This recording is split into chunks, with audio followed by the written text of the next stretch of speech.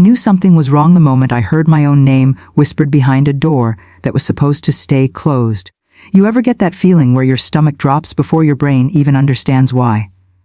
That was me, standing outside my parents' dining room, frozen in place as I heard them planning my sister's wedding, at my 3.1 million Vineyard, like it was their property, their venue, their legacy. Not a single mention of me. Not a single moment of hesitation about using a place I had poured my entire life into. And here's the part that really knocked the air out of my lungs. They were planning it for 300 guests. 300 at my Vineyard, without asking me, without telling me, without even pretending to respect the years of backbreaking work I'd put into building that place from nothing. So let me ask you this before I go any further. If your own family tried to hijack something you built with your blood and sweat, would you stay quiet, or would you snap the way I eventually did? The story didn't start there, though. The story started long before the eavesdropping moment. It started years before, when the Vineyard wasn't a vineyard at all, just an abandoned patch of land on the edge of town where even weeds refused to grow. I bought it when everyone told me I was insane. My father literally laughed in my face. My mother gave me that look she always reserved for decisions she didn't approve of, like I was a child touching something fragile. And my younger sister, the golden child of the family, patted my arm like she was comforting a puppy and said I should keep it as a hobby so I wouldn't get bored. Meanwhile, she was off living her picture-perfect life, doing her picture-perfect engagements with her picture-perfect Instagram fiancé. She was the daughter who could do no wrong, and I was the daughter who had to earn every inch of validation. But here's the thing, while they dismissed me, I worked. I worked 7 days a week. I worked when the sun was burning me alive, and when the rain turned the land into a swamp of mud. I learned soil profiles, irrigation, grafting, harvesting cycles. I studied fermentation like it was a religion. I hired experts when I could afford them, and begged local farmers for advice when I couldn't. Slowly, painfully, unbelievably, the vineyard took shape. And the moment the first bottles hit the market, something unbelievable happened. They sold. Not just sold, they exploded. A magazine picked up the story of the girl who turned nothing into $1 million boutique vineyard. And suddenly, I wasn't the family disappointment anymore. I was the daughter they bragged about, but only to outsiders. Inside the house, the hierarchy never changed. It became even more obvious when my sister Marissa got engaged. Her wedding became the center of the universe. A year-long festival of planning. My parents followed her around like she was a celebrity, fawning over every decision, every fabric swatch, every Pinterest board screenshot. I wasn't jealous. At first, I was just amused by how dramatic they were. But then things shifted. The budget ballooned. The guest list exploded. And my parents started acting like I was their personal ATM. You know, honey, with how successful you are now, maybe you could help. Just a little contribution. Your sister deserves her dream wedding. I declined politely. Then I declined less politely. Then I declined bluntly. But they kept pushing. Around this time I noticed something else. My parents and Marissa were having secret discussions. Whispers, closed doors. Sudden silences when I walked into a room. At first I chalked it up to normal wedding chaos. But the more it happened, the more suspicious I became. Whenever I asked about it, my mom would wave her hands like she was shooing a fly and say, "Oh darling, nothing to worry about." And my father, he'd grunt something unintelligible and change the subject. I should have pushed harder. I should have demanded answers. But I had a business to run, harvest season coming up, distribution contracts to finalize. I didn't have the time or the emotional energy to chase their secrets. I didn't know that the secret was about to slap me across the face. One afternoon, I came over to drop off some wine samples because my parents had asked for a few bottles for a dinner party. I walked inside expecting to see them at the dining table. Instead, I heard voices behind the closed dining room door. I wasn't trying to snoop at first. I was just confused why they didn't answer when I called out. But then I heard my vineyard's name, loud, clear, like they were saying it casually as if it belonged to them. So I stepped closer, and as soon as I heard the words, "She doesn't need to know until the day of," my heart stopped beating. Inside the room, I heard my mother say, "The vineyard is the perfect solution. We don't have to pay for a venue, and it's exactly the aesthetic we want." My father chimed in laughing, "She won't say no once everything's set up. She'll look like a monster if she shuts down her own sister's wedding the day of." Marissa added, in the most entitled voice I've ever heard, "Exactly. And I already told the wedding planner to finalize everything, the theme, the seating, the ceremony by the old oak tree. "Oh, did you guys see the espresso cart?" quote. "The vendors will need the electricity hookups on the west side." And then, as if the dagger needed to be twisted deeper, she giggled and said, "Honestly, it's not like she uses the property for anything important." My mind went silent. My ears rang. My jaw actually clenched so tight it hurt. The audacity, the entitlement, the absolute gall of it all. They hadn't just assumed I'd let them use my vineyard, they had planned everything. Booked vendors. Finalized layouts. Informed guests. They were talking about my land like it was their backyard. Like I was some forgettable side character in their little fairy tale. I pushed the door open. Hard, the look on their faces. God, I wish I could bottle that moment and drink it every time I needed satisfaction. My mother gasped. My father's smile disintegrated. And Marissa. She blinked at me like she was shocked I dared to exist in the same room as her. "What exactly?" I asked, my voice shaking with anger I'd never felt before. "Do I not need to know until the day of?" My mother tried to stand up gracefully like she wasn't panicking. My father started to stutter, and my sister, my brilliant, self-absorbed sister, rolled her eyes. "Oh my God, don't be dramatic," she said. "We were going to tell you. We just wanted everything ready first." I stared at her. "You planned your wedding at my vineyard." "Without asking me." She shrugged. "Well, you weren't using it that weekend. That weekend." As if my business ran on weekends off. As if the busiest season of the year didn't matter. As if my employees' schedules, bookings, reservations, wine tours, tastings, events, none of it mattered because Her Royal Highness had decided the world should stop for her special day. I told them no. A firm, cold, absolute no. Marissa's jaw dropped. My mother covered her mouth dramatically. My father glared at me like I'd insulted him personally. My sister stormed out of the room shouting that I always ruin everything. For the next few days, they tried everything. Guilt trips, manipulation, fake crying, accusations. My mom kept sending texts like, "Family should support each other," and "You're punishing your sister on her happiest day." My dad tried the angry route. "We raised you. You owe us."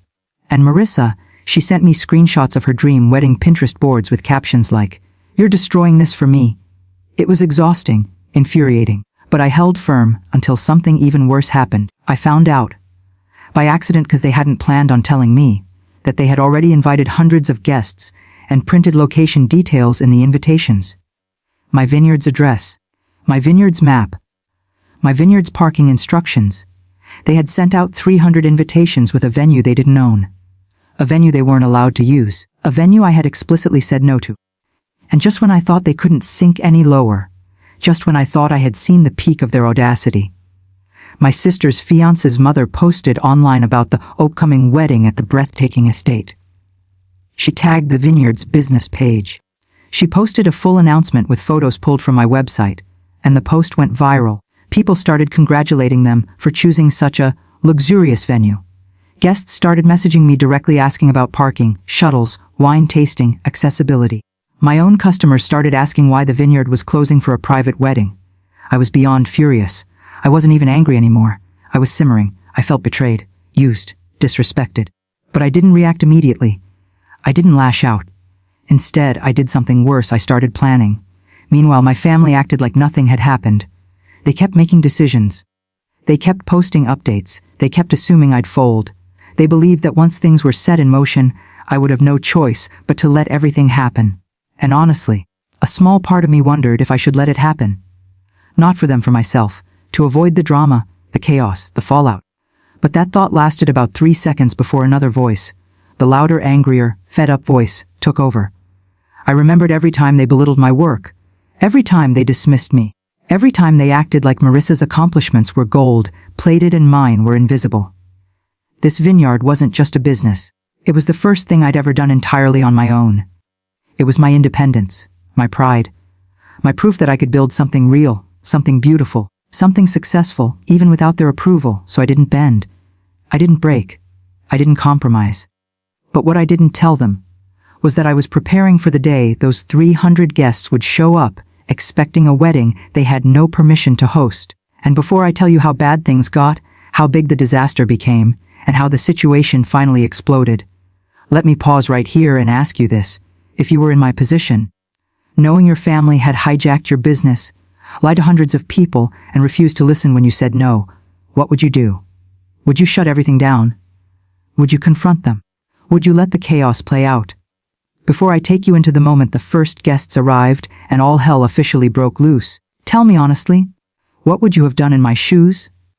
When the morning of the so-called wedding finally arrived, I wasn't surprised to wake up with that tight, coiled tension in my chest, the kind you get before something massive happens, the kind your body feels long before your brain starts catching up. I hadn't slept much the night before, mostly because I kept going over every possibility in my head.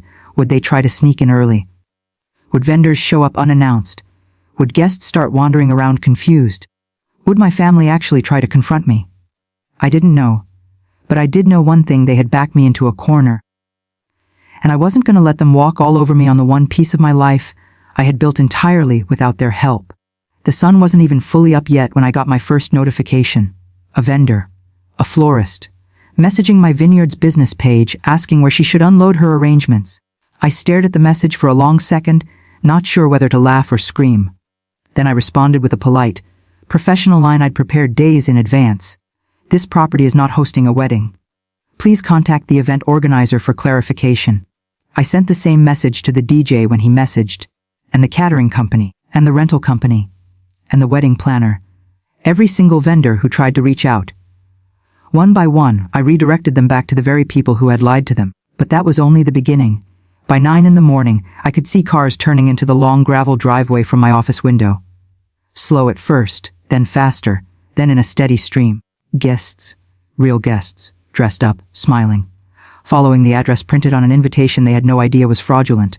They got out of their cars taking pictures of the buildings, the vines, the tasting room, the mountains in the background like this was some curated venue they paid for. I watched them from the window with an emotion I can only describe as a bizarre mix of rage, curiosity, and disbelief. It was surreal, like watching actors show up for a play no one told you were in. I went outside because, at this point, someone had to manage the chaos. Guests started waving as if I were the host of this circus.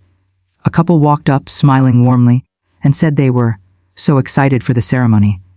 I smiled back politely and told them I wasn't hosting a wedding today. The look of confusion on their faces was almost painful. Then the frustration hit. But the invitation says, one woman started.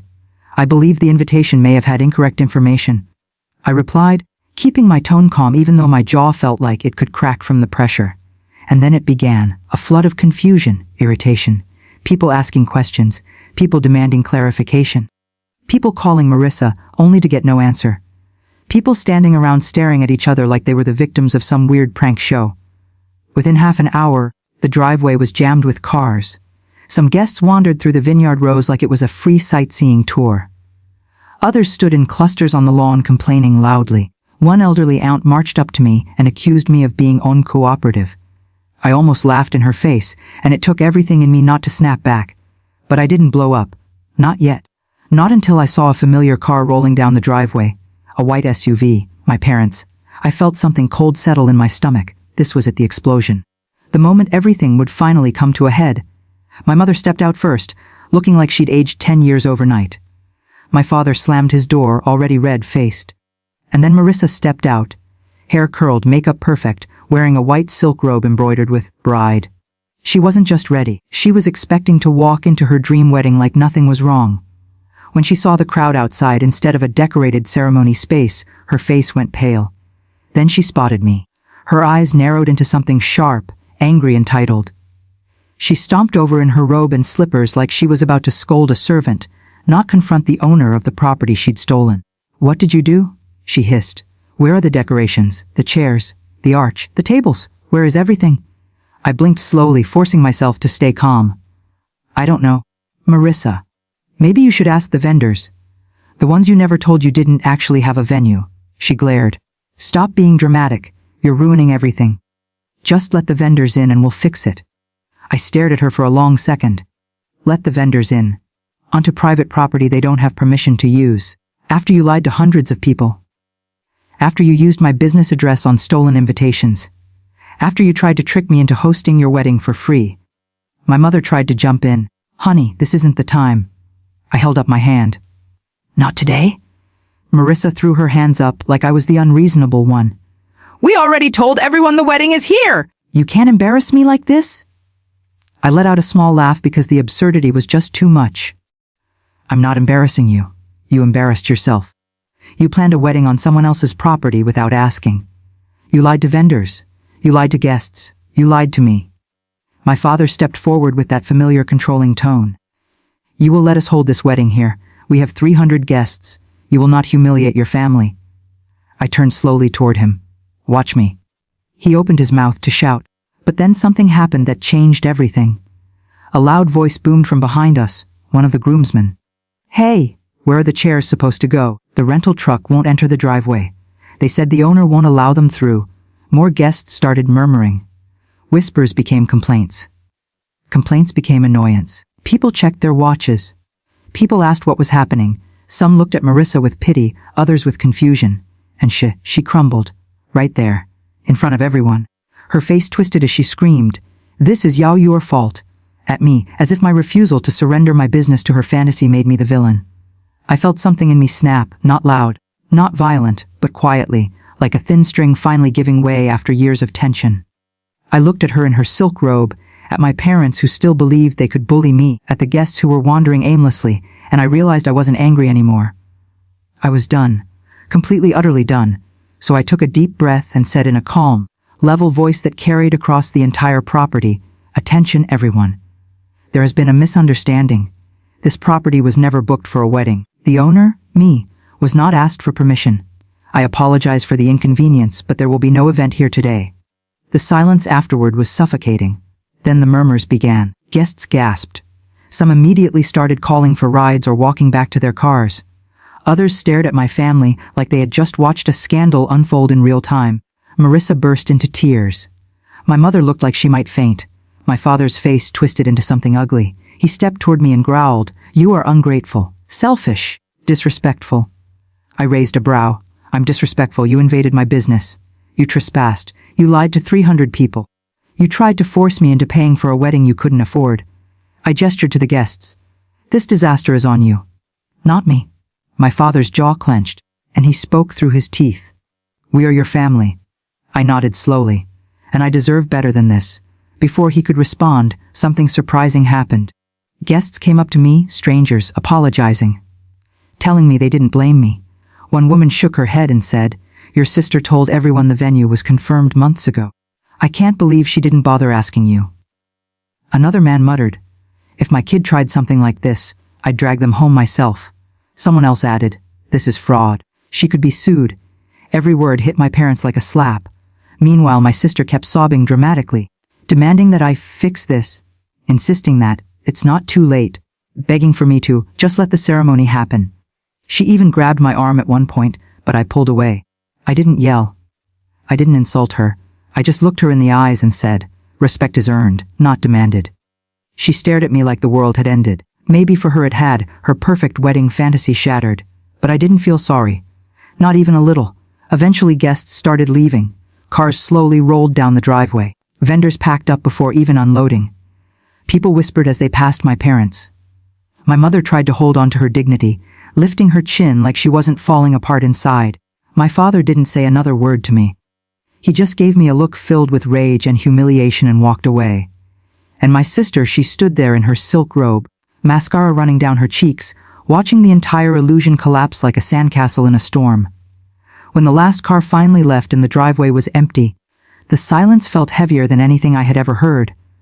My family turned to me, and for a moment I wondered if they would apologize, if they would accept responsibility, if they would finally admit that they had crossed every possible line. Nope. Instead, my mother spoke with a shaky voice. "You didn't have to ruin her life."